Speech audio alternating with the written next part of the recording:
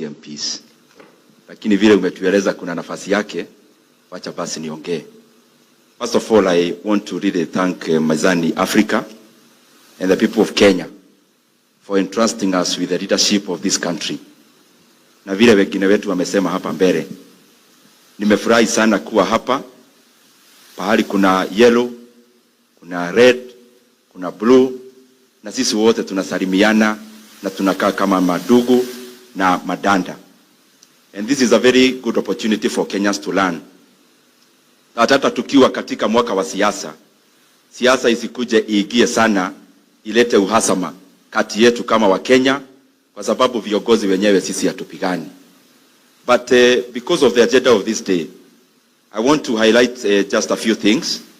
Number one is that I am a very, very proud person serving as a member of parliament for Kiharu. Kwa sababu hii kazi yetu lazima kwanza uipende. And I think the reason why maybe I have been nominated for these awards, yenye hata sijui tuko na pangapi. Number one is because in all the 112 public primary schools in Kiharu, na naongea hivi kwa sababu ya CDF, most of us are tuko na kazi tunafanyaga na CDF kama wabunge. Kiharu has around 112 public primary schools. Nikiingia mingi of those schools had udogo tu hapa chini kama floor.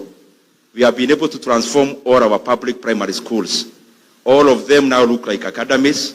97% of all the classrooms in Kiharu, public primary schools, watoto wanakanyaga tiles huku chini. We have also been able to start new secondary schools, around 8, and doing many other things like Geama chiefs na our assistant chiefs nyumba, kwa sababu hiyo ndio kazi ya CDF. Probably the reason why we have been able to optimize on the resources that we have is number one, we apply something called labor-based in Kiharu. As maybe in many of the government contracts, mnajua ya kwamba inapeanwa tender contractors.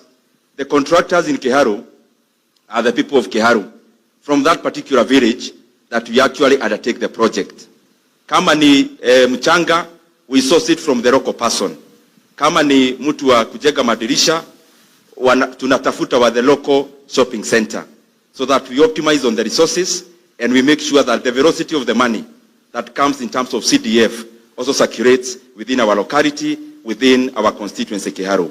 Lastly, probably it's because of my pet project, that is economics, because beyond being the person who adjudicates and appropriates our CDF and also oversights, I have a pet project in economics, because I believe most of the reasons why we fight in our communities is basically because of the diminishing nature of our resources. And if we employ a way that we can be able to generate and grow our resources as a nation, as communities, where everyone has their part to play, hata uhasama inaenda chini. And I am looking forward, not just as a member of parliament, but a leader in Kenya. I'm looking forward to a better Kenya economically, and there are many areas we can learn from. Just to cite a country that we love to hate, that is China. China has been able to be transformed in a lifetime, from 1978 to date. Actually, from 1990, the people who were living in China in rural areas were accounting for around 75% of the population.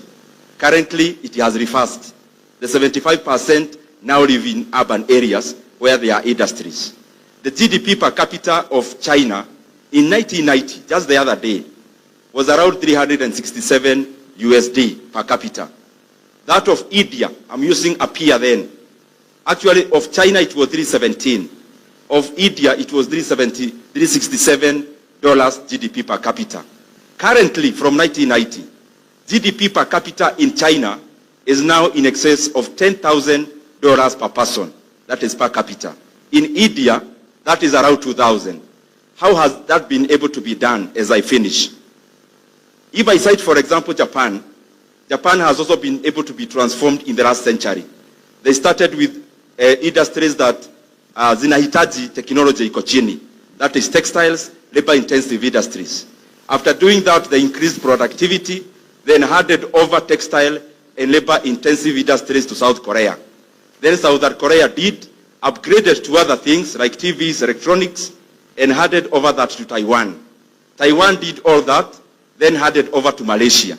Malaysia did the labor-intensive industries, then handed over to the current giant in the making, that is Vietnam, with the lowest unemployment rate in the world. Yet Vietnam is actually a peer in Kenya of